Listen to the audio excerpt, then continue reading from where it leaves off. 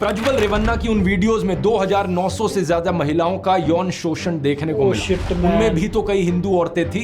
जो महिला पहलवान बृजभूषण सिंह के खिलाफ धरने पर बैठी थी वो भी हिंदू थी। उनका क्या? कोई भी व्यक्ति चाहे वो कितना भी बड़ा क्यों ना हो, अच्छा जी, वो महिलाओं के सम्मान के साथ खिलवाड़ करता है तो उसे बख्शा नहीं जाना चाहिए। आप सबको पता ही है कि ध्रुव राठी एक मतलब कि ऐसा बंदा है जिसने एक ऐसा कदम उठाया है देश को बचाने के लिए, एक डिक्टेटरशिप से बचाने के लिए। जिस बंदे ने अपने मतलब कि सब कुछ करियर दांव पे लगा दिया है, उस बंदे की वीडियो को देखना मतलब कि इतनी इन्फॉर्मेशनल वीडियो होती है।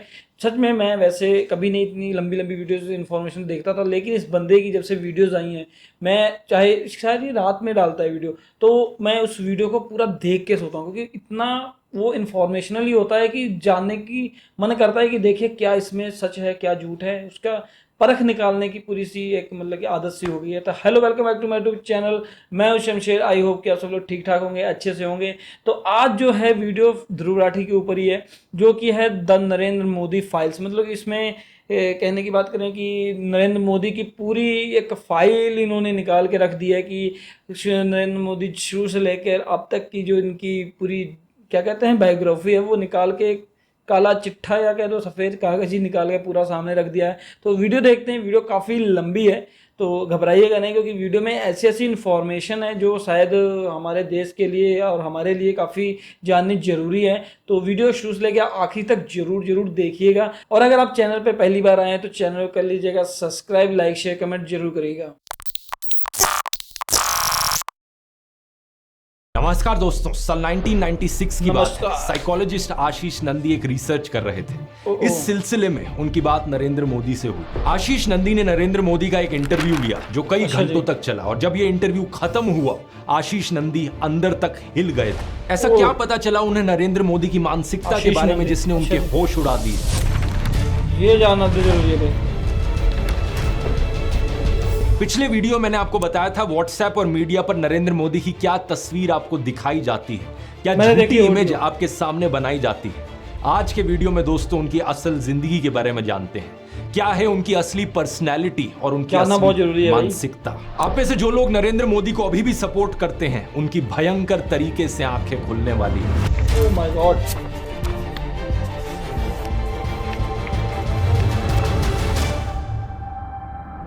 वीडियो शुरू करने से पहले दोस्तों मैं आप लोगों का धन्यवाद करना चाहूंगा, क्योंकि अब इस चैनल पर हमारे 20 मिलियन से ज्यादा सब्सक्राइबर्स हो चुके हैं। ये सही मायनों में एक बहुत बड़ा नंबर होता है, और मुझे बहुत बड़ा नंबर है यार। देश में इतने सारे लोग हैं जो देश के संविधान को, देश के लोकतंत्र को बचाने की परवाह करते हैं। शुरुआत एक बार फिर से उनके बचपन से करते हैं दोस्तों। नरेंद्र मोदी की पढ़ाई हुई थी भगवताचार्य नारायणाचार्य स्कूल में। उनके संस्कृत के टीचर प्रहलाद पटेल ने बताया कि वो एक एवरेज स्टूडेंट थे। उनके बायोग्राफर निलंजन मुखोपाध्याय ने भी यही बात कही। लेकिन दिलचस्प बात सुनिए, उन्हें स्कूल के नाटकों में एक्टिंग करना बहुत पसंद था, लेकिन अगर मेन रोल ना मिले तो उस नाटक में एक्टिंग करने से ही मना कर देते थे। 8 साल की उम्र में ही वो आरएसएस के संपर्क में आ गए थे। साल 1958 में दिवाली के दिन वो वडनगर की आरएसएस शाखा में बाल स्वयं सेवक बने। उनके स्कूल के सहपाठी सुधीर जोशी ने बताया कि शाम को स्कूल के बाद वो घर पर किताबें रखते और सीधा शाखा चले जाते। इसके बाद 1972 में 22 साल की उम्र में नरेंद्र मोदी आरएसएस के प्रचारक बने,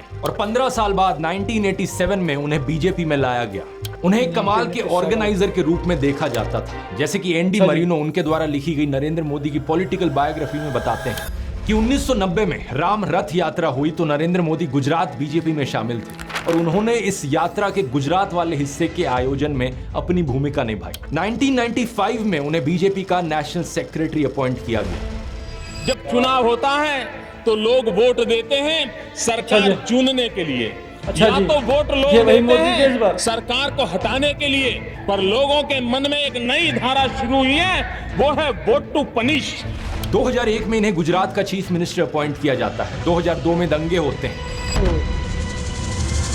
इन्हें लेकर नरेंद्र मोदी पर कई इल्जाम लगते हैं। अब इस पर अपना अलग से एक डिटेल्ड वीडियो हो सकता है, लेकिन कुल मिलाकर बात यह होती है कि इन्हें क्लीन चिट भी मिल जाती है। लेकिन तभी से एक कॉम्युनल नरेंद्र मोदी की ब्रांडिंग बनती है, एक कट्टर हिंदू नरेंद्र मोदी जो मुसलमानों के खिलाफ है। अब आप में से कुछ लोग होंगे जो इस ब्रांडिंग पर यकीन करते हैं, जो मानते हैं कि नरेंद्र मोदी इसी तरीके के कॉम्युनल इंसान है। लेकिन आप में से दूसरी तरफ कुछ लोग होंगे जो नरेंद्र मोदी को एक सेक्युलर आदमी मानते हैं कि नहीं, नरेंद्र मोदी तो सबका साथ सबका विकास में विश्वास रखते हैं। इससे फर्क नहीं पड़ता कि आप दोनों में से कौन सी कैटेगरी में हो, दोनों ही कैटेगरी के लोगों की यहाँ आंखें खुलने वाली हैं आगे की बातें सुन। क्योंकि देखो, वैसे तो नरेंद्र मोदी मटन और मछली पर बहुत शोर मचाते हैं अपने भाषणों में। सावन के महीने में मटन बनाने का मौज ले रहे हैं, लेकिन दूसरी तरफ मैं यहाँ पे रोकना चाहूंगा यार। अच्छा ठीक है, जैसे इन्होंने कहा कि सावन के महीने में मतलब कि मटन की मतलब नॉनवेज की सबकी सब दुकानें बंद होती हैं भाई, सब पे ताला लगवा दिया ना। पर एक रीजन नहीं मुझे समझ में आया यार। खाने वाले के ऊपर, जिसने खाना है, आपके धर्म में नहीं खाते आप लोग मत खाओ, लेकिन किसी और के ऊपर आप मतलब कि थोप रहे हैं, तो ये थोड़ी ना कोई ऐसी बात हुई कि मतलब कि अपनी मनमर्जी कर रहे हो आप। हलाल की मर्जी तो ठीक है, नहीं तो नहीं है ना। कंपनी से चंदा लेते हैं इलेक्टोरल बॉन्ड्स के जरिए। जो असली गंगा पुत्र थे स्वामी सानंद, गंगा को अविरल और निर्मल बनाने के लिए उनकी 4 डिमांड थी। प्रधानमंत्री मोदी को 3 चिट्ठी लिखी उन्होंने। आरटीआई से पता चला कि पीएमओ तक वो चिट्ठी पहुंच गई थी, लेकिन कोई जवाब नहीं आया। जब 111 दिन तक अनशन पे बैठने के बाद उनकी मृत्यु हुई, तब जाकर प्रधानमंत्री मोदी का मुंह खुला और वो भी ट्विटर के जरिए उन्होंने श्रद्धांजलि दी उन्हें। एक हिंदू होकर कभी उनके मन में ख्याल नहीं आया कि किसी संत की मृत्यु होने का उन पर पाप लग सकता है। और वो तो हम क्या ही बात करें जो किसान आत्महत्या से मरते रहे हैं, उनमें क्या हिंदू नहीं है? उन हिंदुओं के लिए क्या किया? प्रज्वल रेवन्ना की उन वीडियोस में 2900 से ज्यादा महिलाओं का यौन शोषण देखने को मिला। उनमें भी तो कई हिंदू औरतें थी।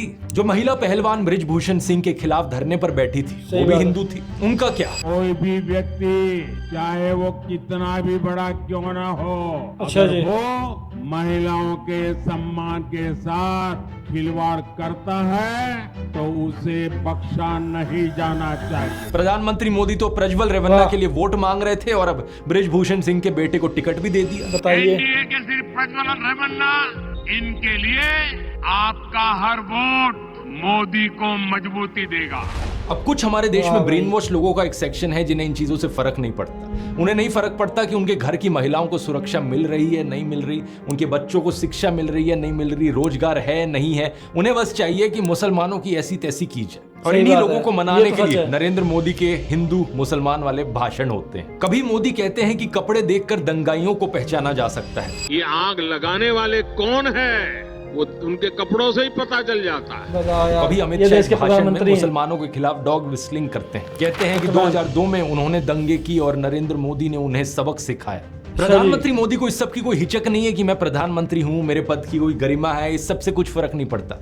खुल्लम खुल्ला कम्युनल बेशर्मी के साथ वो भाषण देते हैं। ये भाषण दिया था उन्होंने राजस्थान में, जहां मुसलमानों के खिलाफ नफरत फैलाकर वोट मिलने थे। इसका मतलब ये संपत्ति इकट्ठी करके किसको बांटेंगे?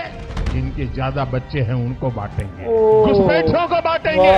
लेकिन कहानी में अब ट्विस्ट देखिए। बिहार में समीकरण कुछ और थे, तो वहां मोदी शांति दूत बन गए। ये बोलने लगे कि मैं देश को धर्म के नाम पर नहीं बंटने दूंगा। मैं जब तक जिंदा हूं, अच्छा जी, मैं धर्म के आधार पर इस देश को बांटने नहीं दूंगा। अलीगढ़ की रैली में भी मुस्लिमों के हितैषी बनकर आए थे। बोलने लगे कि कांग्रेस और समाजवादी पार्टी ने मुसलमानों के लिए कुछ नहीं किया है। कांग्रेस, सपा जैसी पार्टियों ने और मुसलमानों के राजनीतिक, सामाजिक, आर्थिक उत्थान के लिए कभी कुछ नहीं किया। और 14 मई को तो इंटरव्यू में ये तक कह डाला कि जिस दिन मैं हिंदू मुस्लिम करूंगा उस दिन मैं सार्वजनिक जीवन में रहने के योग्य नहीं रहूंगा। मैं जिस दिन हिंदू मुसलमान करूंगा ना, अच्छा जी, उस दिन मैं सार्वजनिक जीवन में रहने योग्य नहीं रहूंगा। मैं हिंदू मुसलमान नहीं करूंगा, ये मेरा संकल्प है, ये तक कह डाला। इतना कुछ हो गया, इतना कुछ वो बोल रहे हैं, लेकिन हमारे चुनाव आयोग जो है मतलब कि उनकी ऐसी चुप्पी देख के हमको क्या लगता है लोग क्या कहना चाहेंगे? वहीं पे अगर राहुल गांधी कुछ ऐसा बोल देते तो अब तक चुनाव आयोग की मतलब कि खलबली मच जाती। लेकिन अब मोदी बोल रहे हैं ना, तो फिर उनके पापा बोल रहे हैं तो क्या करेंगे वो? और मैं हिंदू मुसलमान नहीं करूंगा। अच्छा जी, मेरा संकल्प है। उनका आप में से कुछ लोग ये देखकर कंफ्यूज हो रहे होंगे, यार ये कैसे हो सकता है? मोदी कॉम्युनल है या सेक्युलर है, या फिर इन्हें अब कोई स्प्लिट पर्सनैलिटी डिसऑर्डर हो गया है? ऐसा नहीं है, इनके ये 2 चेहरे हमेशा से ही रहे हैं। 2014 के इस ट्वीट को देखिए, सेक्युलरिज्म हमारे खून में है, नरेंद्र मोदी कह रहे हैं। 2020 में अमित शाह ने एक टीवी इंटरव्यू में कहा था कि वो भारत को हिंदू राष्ट्र की तरह नहीं देखते, सभी को अपने धर्म का पालन करने की सुविधा है और तो देश की सरकार का एक ही धर्म हो सकता है, हमारा संविधान। कि आज की बीजेपी, क्या ये मोदी सरकार भारत को हिंदू राष्ट्र के तौर पे देखती है? जरा भी नहीं। हम संविधान को मानते हैं। इस देश में हर पंथ के लोगों को अपने पंथ का अनुपालना करने की संपूर्ण सुविधा है। पीएम मोदी इस्लाम और प्रॉफिट मोहम्मद की तारीफ में बोले हैं, कहा है कि अल्लाह के 99 नाम में से कोई भी हिंसा के लिए नहीं है। इस्लाम का संदेश है शांति, ऐसा इनका कहना था। सभी माइनॉरिटीज भारत का अटूट हिस्सा है। हमारे घर में ईद भी मिलती थी। मेरे घर में ईद के दिन खुद का खाना नहीं पकता, सारे मुस्लिम परिवारों से मेरे यहाँ खाना आ जाता था। जब तो हमारा कंपल्सरी होता था कि उससे नीचे से निकलो, जैसे परिक्रमा करते हैं ना मंदिरों, ताजिए के नीचे। हाँ, तो ताजिए के नीचे से निकलो, हमें सिखाया जाता था। आप यहाँ पैटर्न ढूंढने की कोशिश करो दोस्तों, क्योंकि बात यहाँ सिर्फ हिंदू और मुसलमान की नहीं है। जहाँ सिखिज्म से फायदा हो वहाँ ये पगड़ी बांधकर गुरुद्वारे में दाल बनाते हुए और लंगर सर्व करते हुए दिखते हैं मोदी। अभी कुछ दिन बाद पंजाब में भी तो चुनाव होने हैं। पत्रकार साक्षी जोशी ने इनके पुराने नाते वाले बयानों का एक बड़ा अच्छा कंपाइलेशन बनाया था। नरेंद्र मोदी ने एक बार कहा था, भगवान बुद्ध के साथ इनका सुखद संबंध है। भगवान बुद्ध के साथ मेरा एक और संबंध भी है, जिसमें अद्भुत संयोग भी है और जो बहुत सुखद भी है। और एक बार इन्होंने कहा, बोहरा मुसलमानों के साथ इनका पुराना रिश्ता है। साथियों, बोहरा समाज के साथ मेरा भी रिश्ता बहुत पुराना है। इतना ही नहीं, ईसाइयों के साथ भी इनका बहुत पुराना और आत्मीय नाता है। क्रिश्चियन कम्युनिटी के साथ तो मेरा संबंध कोई नया नहीं है, बहुत पुराना बड़ा आत्मीय नाता रहा है। एक बार इन्होंने कहा कि जीवन का एक महत्वपूर्ण कालखंड इन्होंने आदिवासियों के बीच बिताया है। जीवन का एक महत्वपूर्ण कालखंड मैंने आदिवासियों के बीच में बिताया है। तो एक बार कहा, बलिया के साथ भावुक रिश्ता है इनका। बलिया से किस के साथ क्या है इसका?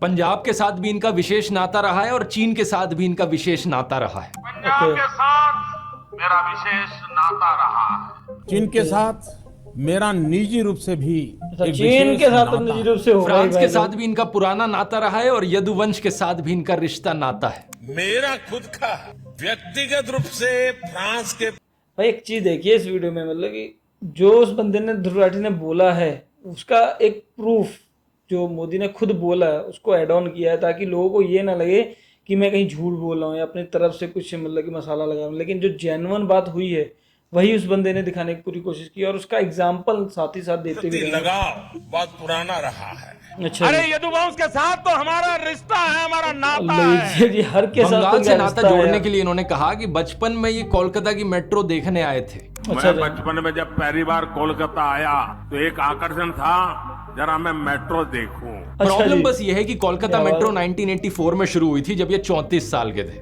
अब बताओ दोस्तों, 34 साल का कोई बच्चा देखा है आपने कभी? अपने भाषणों में नाता जोड़ने के लिए ये तक कहने लगे कि मैं अगला जन्म बंगाल में लूंगा। अगले जन्म में बंगाल की किसी माँ के गोद से पैदा होने वाला हूँ। उड़ीसा में जाकर कहते हैं कि ओडिशा को देश का नंबर 1 राज्य बनाएंगे और कर्नाटका में जाकर कहते हैं नहीं, हम कर्नाटका को देश का नंबर 1 राज्य बनाएंगे। नंबर 1 तो एक ही बन सकता है यार। I am Chetan Narayan Swami. Join me live on Unacademy to attend my free workshop. देश का नंबर 1 राज्य बना सकते हैं। कर्नाटका को पूरे देश का नंबर 1 राज्य बनाने का लिए। बात समझ रहे हो ना दोस्तों, वोट पाने के लिए जहां जो बोलना पड़े वो बोला जाता है। हर एक राज्य में एक इमोशनल कनेक्ट बनाने के लिए वहां के लोगों के साथ एक नाता निकल कर आ जाता है। पूरे देश में यही स्ट्रैटेजी चलाई जाती है। उत्तर प्रदेश में बीजेपी गौ माता के नाम पर लोगों को इमोशनल करती है। ये कहते हैं कि गौ हत्या को अगर रुकवाना है तो हमें वोट करो। केरला में जाकर इसका उल्टा कहते हैं, अगर क्वालिटी बीफ चाहिए आपको तो हमें वोट करो। जब गोवा की बात हुई तो 2015 में अमित शाह ने खुद कहा था कि इनका देश भर में बीफ बैन करने का कोई प्लान नहीं है। अब जनता के लिए अच्छे काम करना ये भी एक तरीका है सत्ता हासिल करने का, लेकिन इतनी मेहनत कौन करे? काम के नाम पर या तो लोगों को सपने दिखाए जाते हैं या फिर नौटंकियां करी जाती हैं। गुजरात मॉडल, अच्छे दिन, गंगा नदी की सफाई, 100 स्मार्ट सिटीज, काला धन वापस लाओ, ये कुछ ऐसे सपने थे जिनकी एक्सपायरी डेट रीच हो चुकी है। डिमोनेटाइजेशन को देखो, 2016 में अमित शाह ने कहा था कि ये काले धन के खिलाफ सर्जिकल स्ट्राइक है। अगर ऐसा है तो नोटबंदी के नाम पे वोट क्यों नहीं मांगते लोगों से? 3 फार्म लॉज को याद करो। प्रधानमंत्री मोदी ने कहा था कि ये ऐतिहासिक चीज है किसानों के लिए। फिर जब मोदी सरकार ने इन्हें वापस लिया तो गोदी मीडिया वाले कह रहे थे कि ये मास्टर स्ट्रोक है इन्हें वापस लेना। तो वोट क्यों नहीं मांग रहे इस चीज पर? ना तो कृषि कानूनों पर वोट मांग रहे हैं, ना इनके वापस लेने पर वोट मांग रहे हैं। किसानों की आय दुगनी करने की बात करी थी इन्होंने, क्या हुआ उसका? 2014 से पहले नारा लगाया जाता था, ना खाऊंगा ना खाने दूंगा। और मेरा तो मंत्र है, न खाऊंगा न खाने दूंगा। कहते थे कि संसद को गंगा की तरह पवित्र कर देंगे। कभी आपने इस नारे को दोबारा सुना इनके मुंह से? अरे महंगाई के बारे में नरेंद्र मोदी कहा करते थे, प्रधानमंत्री के मुंह से महंगाई का म भी नहीं निकलता। प्रधानमंत्री यहाँ आए थे, लेकिन प्रधानमंत्री महंगाई का मां बोलने के लिए तैयार नहीं है, महंगाई का मां बोलने के लिए तैयार। इन्होंने नारा दिया था बहुत हुई महंगाई की मार, तो अब महंगाई को कंट्रोल करने पर वोट क्यों नहीं मांग रहे? नरेंद्र मोदी खुद को गंगा पुत्र कहा करते थे, तो अब नमामि गंगे के नाम पर वोट क्यों नहीं मांग रहे? क्यों नहीं मांग रहे वोट काम पर? ये मेक इन इंडिया का शेर याद है दोस्तों?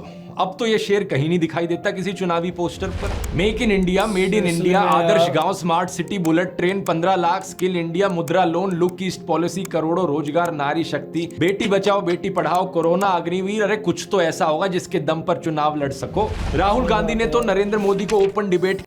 भाई ये जितने भी इन्होंने इनकी नीतियां गिनाई हैं, ये सब सिलसिले में अगर आज के मुद्दे देखे जाए, अगर इन सब में से किसी 2 या 3 में भी होते तो शायद आज का ये इलेक्शन जीत सकते थे यार। बट इनमें से एक भी नहीं यार। इतना कुछ हो जाने के बाद एक भी ऐसा काम नहीं जो इनका सफल निकले या जो सक्सेस हुआ हो। और ऊपर से ये क्या नाम लेते, राहुल गांधी ने इनको मतलब ओपन चैलेंज, राहुल गांधी ने क्या आमने सामने की डिबेट के लिए भी चैलेंज कर दिया है। इतना अच्छा मौका है कि राहुल गांधी के साथ 1-on-1 डिबेट करें और बता दें लोगों को, देश की जनता को दिखा दें कि इन्होंने 10 साल में कितना काम किया है। लेकिन ना तो इन्होंने कोई प्रेस कॉन्फ्रेंस करी इन 10 सालों में, ना कोई अनस्क्रिप्टेड इंटरव्यू किया जिसमें कोई खुलकर सवाल पूछ सके इनसे। तो कहां से इनमें हिम्मत होगी एक डिबेट करने की?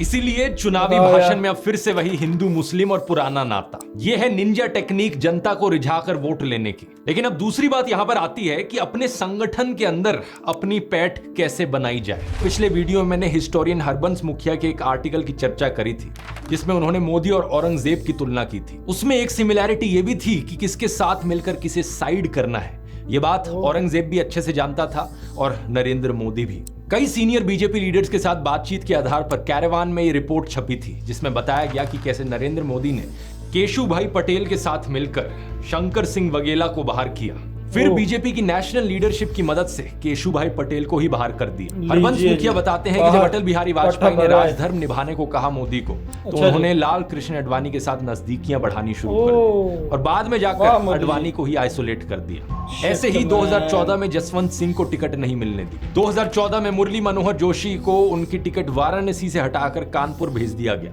और 2019 में कहा कि अब आप भी आडवाणी जी के साथ विश्राम कीजिए। एनडीटीवी की वेबसाइट पर सिद्धार्थ वरदराजन का 2015 का आर्टिकल देखिए जिसमें बताया गया कि मौजूदा फॉरेन सेक्रेटरी सुजाता सिंह को समय से पहले रिटायर करवाया गया और एस जयशंकर को सीधा फॉरेन सेक्रेटरी बनाया गया और फिर वो विदेश मंत्री भी बन गए। इसमें यह भी बताया है कि कैसे सुषमा स्वराज को विदेश नीति के की डिसीजन से बाहर रखा जाने लगा था। द प्रिंट पर 2019 का मौसमी दास गुप्ता का यह आर्टिकल देखिए। ये बताती है कि कैसे राजनाथ सिंह के सीनियर मोस्ट मिनिस्टर होने के बावजूद उन्हें 8 में से 6 कैबिनेट कमेटी से ड्रॉप कर दिया गया था एक स्ट्रॉन्ग मैसेज देने के लिए। बाद में इसे रिवाइज किया गया और उन्हें 6 कमेटी का मेंबर और एक हेड बनाया गया। लेकिन यही चीज नितिन गडकरी के साथ भी हुई। 2021 में नितिन गडकरी की स्टेटमेंट आई थी कि अटल बिहारी वाजपेयी और जवाहरलाल नेहरू आदर्श लीडर्स हैं। अगले साल ही बीजेपी के पार्लियामेंट्री बोर्ड से नितिन गडकरी को ड्रॉप कर दिया गया। ऐसा नहीं है कि नरेंद्र मोदी केवल साइडलाइन करते हैं, एक बार जरा उनकी भक्ति करके देखो और फिर देखो कमाल। इस आर्टिकल को देखिए। निर्मला सीतारमण का चौंकाने वाला राइज। 2006 में उन्होंने बीजेपी ज्वाइन करी और सिर्फ 11 साल बाद वो डिफेंस मिनिस्टर बन गई। 2019 में वो फाइनेंस मिनिस्टर भी बन गई। बिजनेस स्टैंडर्ड के इस 2014 के आर्टिकल को देखिए। Smriti Irani mercurial rise. 2004 में स्मृति ईरानी ने कहा था कि अगर नरेंद्र मोदी गुजरात के दंगों के ऊपर इस्तीफा नहीं देंगे तो वो आमरण अनशन पर बैठ जाएंगे। लेकिन 2 महीने बाद एल के आडवाणी के घर उन्होंने नरेंद्र मोदी के साथ डिनर किया दिया और सुलह हो गई। अच्छा जी। 2014 में अमेठी से चुनाव हारने के बावजूद भी उन्हें एचआरडी मिनिस्टर बनाया गया और 2019 में women and child development minister बन गई वो। अश्विनी वैष्णव का केस देखिए, वो पहले आईएएस थे, फिर कॉर्पोरेट जॉब, फिर बिजनेस और 2019 में राज्यसभा में आए। लेकिन सिर्फ 2 साल बाद 2021 में इन्हें इकट्ठे 3 मंत्रालय दे दिए गए, रेलवेज, इलेक्ट्रॉनिक्स और आईटी और कम्युनिकेशन। ज्योतिरादित्य सिंधिया 2020 में कांग्रेस का साथ छोड़ा, मध्य प्रदेश में कांग्रेस की सरकार गिरा दी, फटाक से इन्हें राज्यसभा का एमपी बनाया गया और अगले साल मिनिस्टर ऑफ सिविल एविएशन बन गए। दूसरी पार्टियों के ऐसे 25 नेता हैं जिन पर भ्रष्टाचार के इल्जाम लगे हैं और जो आज बीजेपी ज्वाइन कर बैठे हैं। उनमें से 23 के मामलों को रफा दफा कर दिया गया। कौन करप्ट है, कौन इनकेपेबल है, इससे कुछ फर्क नहीं पड़ता। नरेंद्र मोदी का सिर्फ एक ही फंडा है, साढ़े नाल रहोगे तो ऐश करोगे। और ये तकनीक इनकी सिर्फ नेताओं तक सीमित नहीं है, ये रिवॉर्ड और पनिश का मॉडल देश में हर जगह चला रखा है। फॉर्मर सीजीआई रंजन गोगोई ने कई ऐसे केस देखे जिसमें सरकार के मेजर पॉलिटिकल स्टेक्स, जबकि चीफ जस्टिस थे, कई ऐसे फैसले आए सुप्रीम कोर्ट की तरफ से जो सरकार के फेवर में गए और रिटायरमेंट के केवल 4 महीने बाद इन्हें राज्यसभा की सीट दे दी गई। सीनियर एडवोकेट दुष्यंत दवे ने इसे क्विड प्रो को का एक क्लियर केस बताते हुए डिस्गस्टिंग करार दिया था। सुप्रीम कोर्ट के जज अरुण मिश्रा ने ओपनली प्रधानमंत्री मोदी की तारीफ करी है, इन्हें वर्सेटाइल, जीनियस और इंटरनेशनली अक्लेम्ड विजनरी बुलाया है। कुछ साल पहले रिजर्व बैंक के साथ सरकार की तकरार हुई थी, आरबीआई के गवर्नर रघुराम राजन को दूसरी टर्म नहीं दी गई, फिर उर्जित पटेल ने भी रिजाइन कर दिया। बाद में विरल आचार्य ने डिप्टी गवर्नर की पोस्ट से भी रिजाइन कर दिया था। इलेक्शन कमीशन को देखिए, 3 इलेक्शन कमिश्नर्स होते हैं। 2019 की इलेक्शन में एक इलेक्शन कमिश्नर अशोक लवासा ने नरेंद्र मोदी की हेट स्पीच पर क्लीन चिट देने से मना कर दिया था। कुछ ही महीनों बाद उन्हें हटा दिया गया इलेक्शन कमीशन से। इलेक्शन कमिश्नर्स अपॉइंट करने के लिए यह था कि सिलेक्शन पैनल में चीफ जस्टिस ऑफ इंडिया होंगे, लेकिन उन्हें भी हटा दिया गया सिलेक्शन पैनल से। इलेक्शन कमिश्नर्स भी नरेंद्र मोदी ने अपनी पसंद की अपॉइंट कर रखे हैं आज। ब्यूरोक्रेसी में लैटरल एंट्री स्कीम, यानी प्राइवेट से कोई आएगा और सीधा joint secretary, director, deputy secretary जैसी हाई पोस्ट पर अपॉइंट कर दिया जाएगा। ये स्कीम लाई गई सरकार के द्वारा। स्टेटमेंट, लोकेश चंद्र ने कहा कि मोदी गांधी से भी महान है, वे तो भगवान है। रिजल्ट, उन्हें Indian council for cultural relations का हेड बना दिया गया। स्टेटमेंट, पहलाज निहालनी ने कहा हर हर मोदी, घर घर मोदी।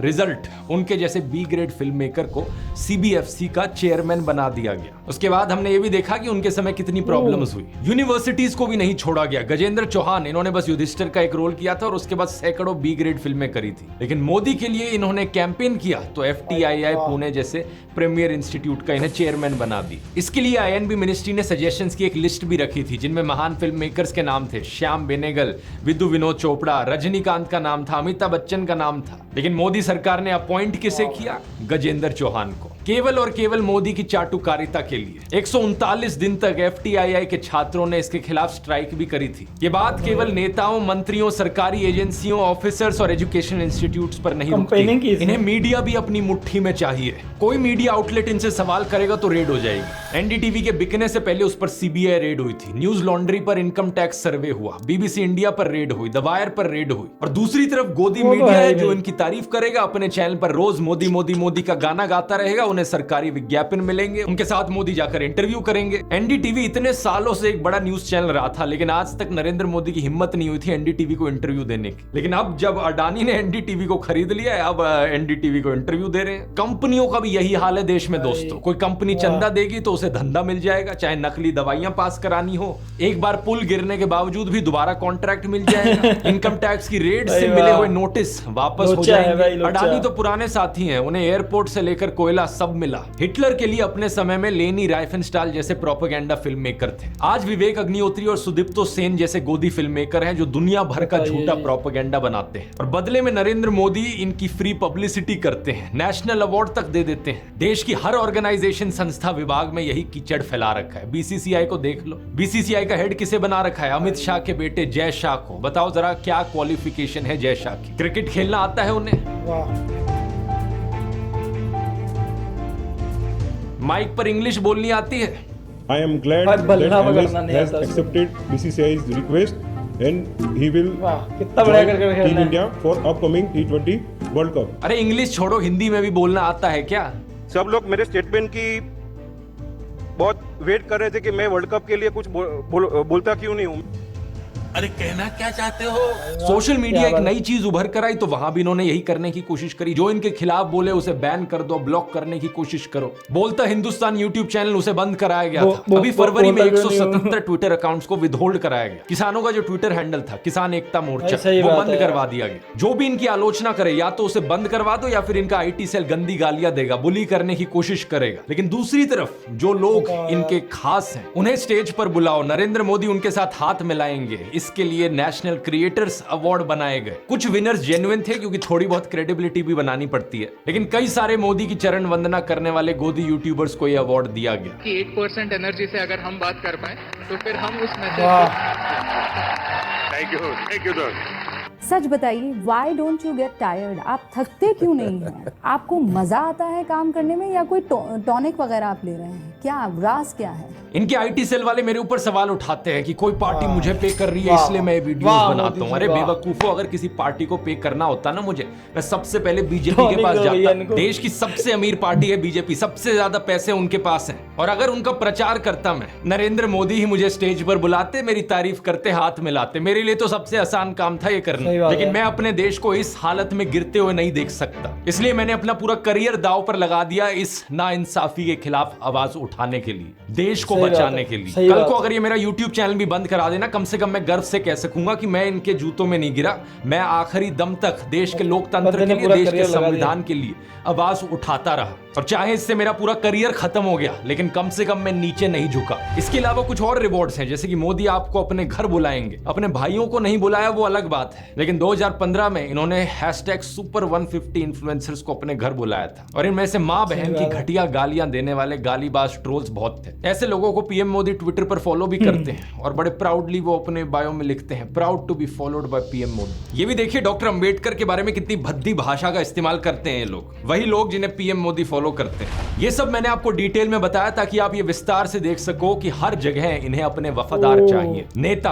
कैबिनेट मंत्री, मुख्यमंत्री, गवर्नर, ED, CBI अफसर, इलेक्शन कमिश्नर, RBI गवर्नर, जज, कल्चरल इंस्टीट्यूट्स के चेयरमैन, यूनिवर्सिटीज के VC, फिल्म मेकर, पत्रकार, क्रॉनी सेठ, स्पिरिचुअल गुरु, इन्फ्लुएंसर, यूट्यूबर, हर जगह इनके लोग। और ये सारे लोग चाहे अव्वल दर्जे के भ्रष्टाचारी हो, क्रिमिनल हो, निकम्मे हो, इनमें कोई खास टैलेंट ना हो, इससे कुछ फर्क नहीं पड़ता। इनकी वजह से देश का विज्ञान, देश की कला, देश की इकोनॉमी सब नीचे गिर जाए, कोई फर्क नहीं पड़ता। चाहे कोई हिंदू हो, मुसलमान हो, सिख हो, इससे भी फर्क नहीं पड़ता। बस बात यह है कि नरेंद्र मोदी का वफादार होना चाहिए। देश का पूरा सिस्टम ही नरेंद्र मोदी के वफादारों और चाटुकारों का सिस्टम बन गया। चारों तरफ इन्हीं के ही लोग, इन्हीं के ही गुणगान। सरदार पटेल का नाम हटाकर स्टेडियम का नाम अपने नाम पर कर लिया और स्टेडियम के 2 एंड्स के नाम इनके दोस्त अंबानी और अडानी के नाम पर दे दिए। एक बहुत बड़ा फूलों का हार लेकर आया गया था। आमतौर पर जब ऐसा होता है तो सभी नेता उस माला के अंदर आ जाते हैं, लेकिन यहाँ क्या हुआ आप देखिए। अमित शाह और राजनाथ सिंह को देखिए। मोदी जी को श्री राम। एक बार साहेब ने अपनी सुरक्षा में लगे हुए SPG कमांडो को डांट दिया था, देखिए। प्रधानमंत्री को जेटली ने फूलों का गुलदस्ता भेंट किया, लेकिन तभी टीवी कैमरों के सामने SPG के जवान आ गए। उन्होंने मोदी के हाथों से गुलदस्ता ले लिया। प्रधानमंत्री इस पर नाराज हो गए और उन्होंने SPG से तत्काल कैमरों के सामने से हटने को कहा। साथ ही कमांडो से खुद से थोड़ी दूरी बनाने को भी कहा। जापान गए तो वहां एक आदमी को साइड में हटाते हुए देखे गए क्योंकि वो उनके और उनके कैमरा के बीच में आ रहे थे। साल 2005 में दोस्तों अक्षरधाम मंदिर का इनॉग्रेशन हुआ था। इस फोटो को देखिए। प्रधानमंत्री मनमोहन सिंह, राष्ट्रपति APJ अब्दुल कलाम, विपक्षी नेता लाल कृष्ण आडवाणी, सभी लोग कई सारे साधुओं के साथ देखे जा सकते हैं। लेकिन अब राम मंदिर की इनॉग्रेशन को देखिए, कौन दिख रहा है यहाँ पर? सिर्फ एक अकेले नरेंद्र मोदी। सिक्योरिटी वालों को भी दूर कर दिया। न्यूज लॉन्ड्री ने एक रिपोर्ट की जिसमें दिखाया गया कि कैसे गांधी दर्शन म्यूजियम, गांधी स्मृति केंद्र और खादी ग्रामोद्योग जैसी अलग अलग साइट्स पर नरेंद्र मोदी के फोटोज और कोट्स घुस आए हैं। यहाँ जगह जगह लिखा हुआ है गांधी दर्शन, लेकिन यहाँ आकर पता चलता है कि गांधी दर्शन कम है, यहाँ मोदी जी के दर्शन ज्यादा हो रहे हैं।